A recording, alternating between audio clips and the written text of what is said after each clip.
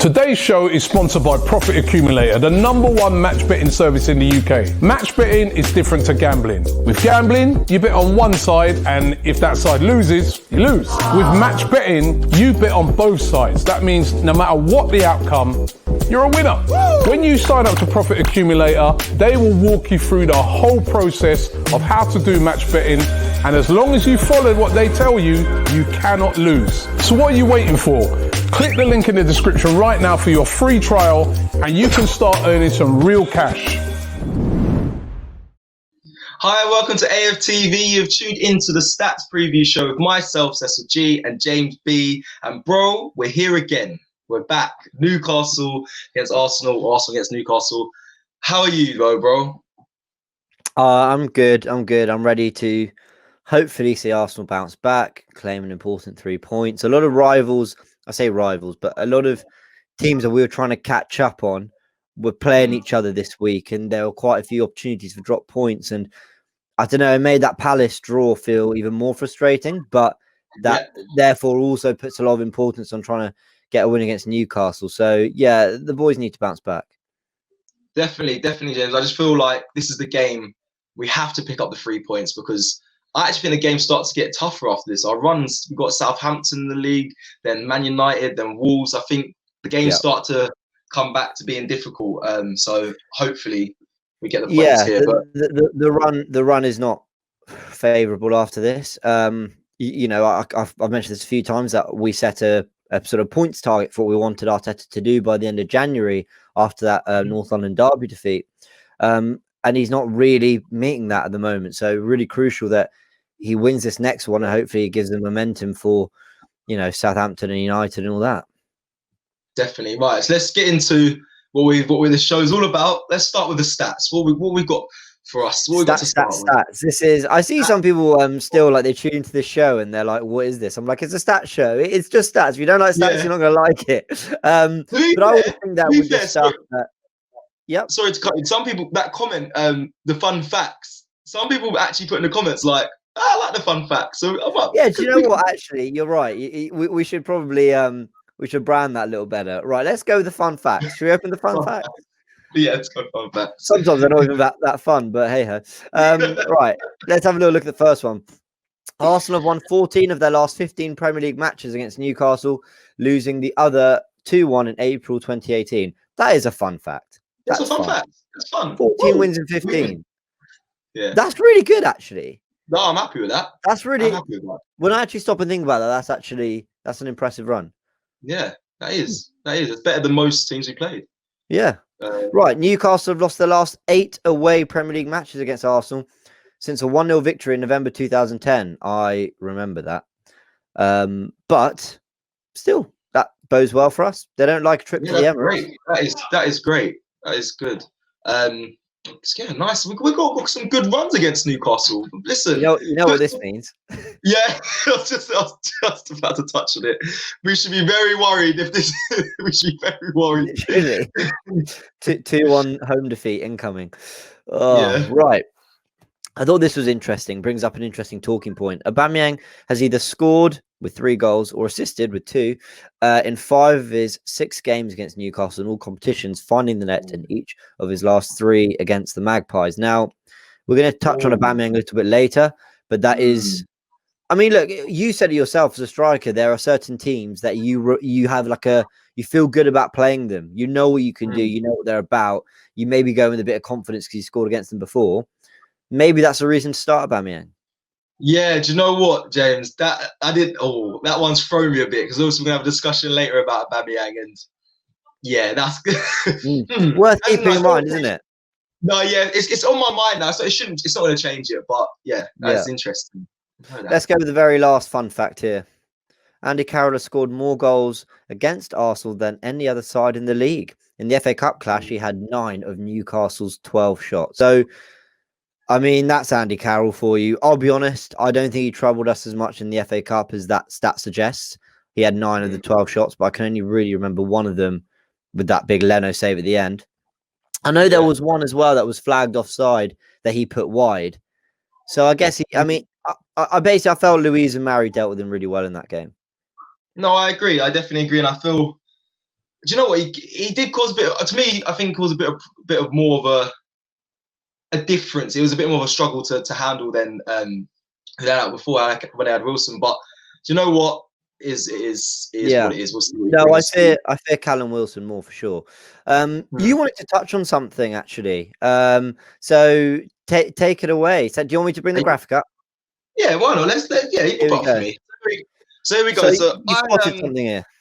Yeah, so I looked into Carroll because basically when we've been speaking and a lot of in the office and we speaking to the staff and whatnot, they all keep saying that Andy Carroll or Robbie will be like, Andy Carroll's a threat. They have a difference in attack. They can change up and all of that. So I was like, okay, let me look into the numbers and let me just see what's going on here. Newcastle have scored. So these are how they've scored their goals. So they scored 2 from the head, 5 from the left side, 10 from the right, 0 other, 1 own goal, and then that totals 18. Now, what I took from this is I mainly looked at the heading stats because I was like, are they dangerous in the air? Which most would say with Carroll that they are. But from that stat, it's not massive, James. It's only 2 goals from the header. And if we look at Arsenal, I haven't got Arsenal's here for you, but just so you guys know, Arsenal have scored 3 goals from heading opportunities. So it's like it fares better for us in the box. So I get what you mean. I get what you mean. Yeah. They're considered an aerial threat. That when you think about what are Newcastle going to do to us, without really applying too much thought, your instinct is set pieces, maybe. Set pieces, they're going to be a problem. But only 2 headed goals of their 18. You're right. That's not all that, really. Exactly. So I thought I'd take a look into that just for if anyone wanted, as a fun fact for you all, if any of you wanted to know that. I've got another one here as well. I was going to pop up. So I've got Newcastle rank in the shot conversion chart 10th with 18 goals with a 16.5% return, whereas Arsenal rank 15th with 20 goals, however, with a lower percentage of 13.4. Now, the reason why this is important to me is because, and why I brought this one up is because I know this game's going to be kind of similar to the Palace game, right? It's going to be very, in my opinion, listen, it may not, but in my opinion, it's going to be very similar. Newcastle play a low block. We're going to find it difficult to break down. And I just thought, normally, like with Palace, I was actually very worried, James. Like I was like, these guys can hurt us on the counter. So I felt a bit worried. Now with Newcastle, when we last played them, I didn't feel worried that they were ever gonna really score. However, now looking at that stat, I'm like, they actually convert more goals than we do. I shouldn't be so apprehensive and so. Their conversion rate's pretty good, isn't it?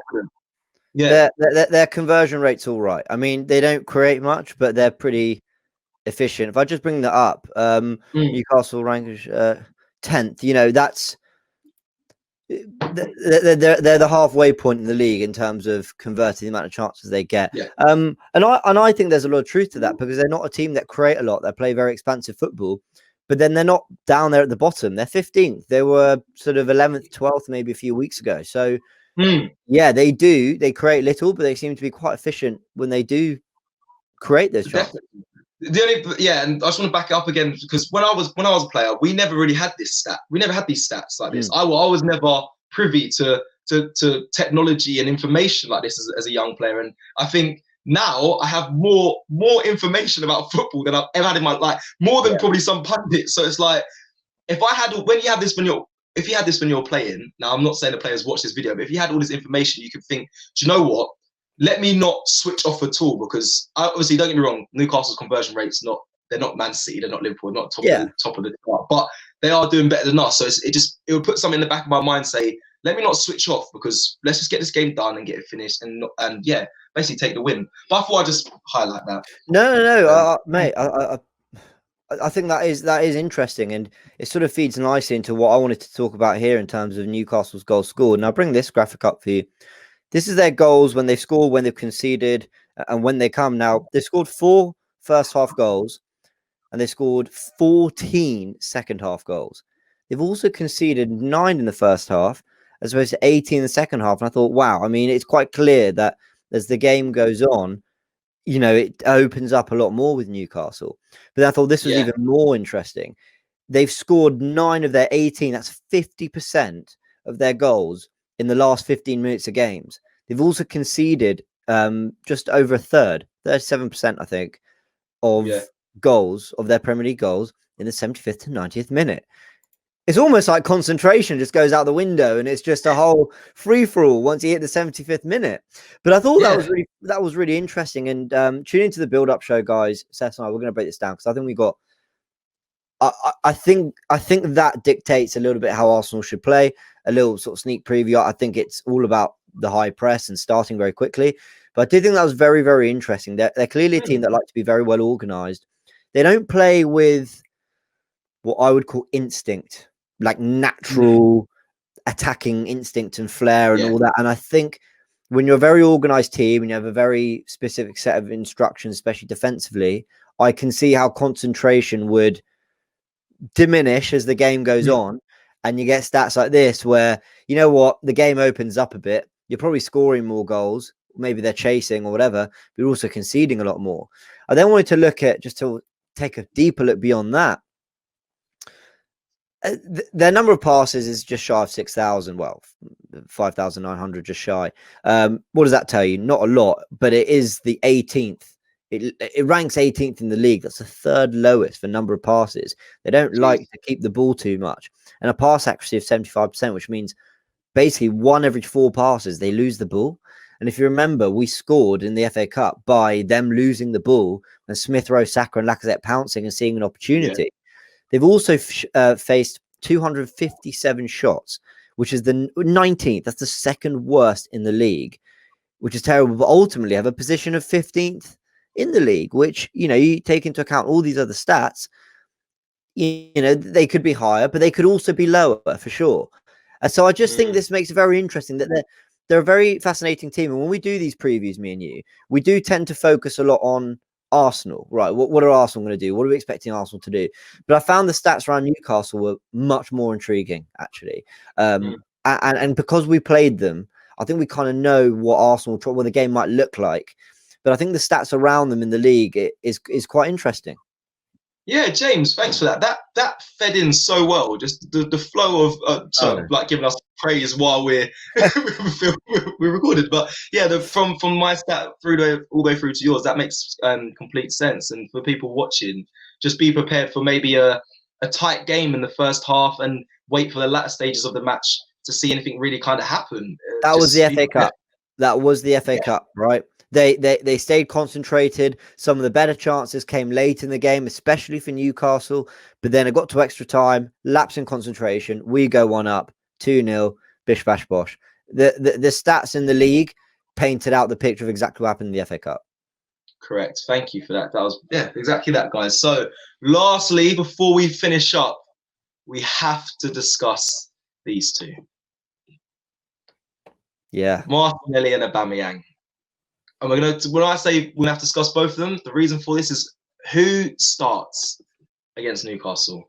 I don't know who do you want to go first, James? Do you want to take my opinion? Say it really quickly.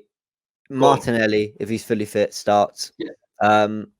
I know with Partey, I was saying give him half an hour before he comes back in. That's because he had 2 long-term injuries that stretched over a month each. That's different. I think with Martinelli, I bring him straight back personally. There was only a slight twist of the ankle. Didn't keep him out very long. He's so crucial to what we do. Same with Kieran Tierney. If he's fit, play him. But I gotta say this: if there's any sort of discomfort with either of them, they're not worth risking because I think they're so important to what we do going forward, especially down the left. But Martinelli starts, and I always say it. I'm always saying I love Aubameyang before I criticize him. But the reason I do that is because I really believe that he's done so much for this club. If we are to criticize him, it is really worth saying, you know, we know that you won us the FA Cup. We know you won us the Community Shield. We know you have been flawless, right, since he joined the club. And the last few months haven't gone his way. But I got to stay true to what I believe is the best way of beating Newcastle. And I think that is without Aubameyang in the team because he's out of form and Martinelli playing, in my opinion. Correct. And on my side, I'm going to 100% agree with you. I know I saw a lot of fans dispute an image that went up of Kieran Tierney and Gabriel Martinelli, and they said you guys are just rubbing out Aubameyang, like how disrespectful. So what James said at the beginning there, we have to understand that as fans we are very aware he has a lot of credit in the bank. No one's given up on Aubameyang. It's not like he's coming to the end of his career. He's still going to be useful and valuable to us, and I'm sure he's going to hit form soon. So listen, we thank him very. I was not like I'm saying goodbye, but yeah, we still know you've got it in you. But yeah, unfortunately, in my opinion as well, I agree. I think Martinelli deserves to start, and I know me and James are going to break it down in the pre-match build-up show on why, because I feel he's better suited. The pressing, the attacking nous that he has as well. Like, he is the man, I think, for the game against Newcastle. And after watching Arsenal at Palace, I think that's what we was actually missing, along with Coutinho. But I think Martinelli was what was missing to unlock them. So, guys, I think that is me. I don't know. Let us know in the comments if you disagree. If you think Aubameyang should hold his position or his place in the starting 11, do let us know. But yeah, thanks for watching the stats preview of the Newcastle match. Check it out and make sure you stay tuned for all of the shows before and during the game. Thank you very much. Today's show is sponsored by Profit Accumulator, the #1 match betting service in the UK. Match betting is different to gambling. With gambling, you bet on one side, and if that side loses, you lose. With match betting, you bet on both sides. That means no matter what the outcome, you're a winner. When you sign up to Profit Accumulator, they will walk you through the whole process of how to do match betting, and as long as you follow what they tell you, you cannot lose. So what are you waiting for? Click the link in the description right now for your free trial, and you can start earning some real cash.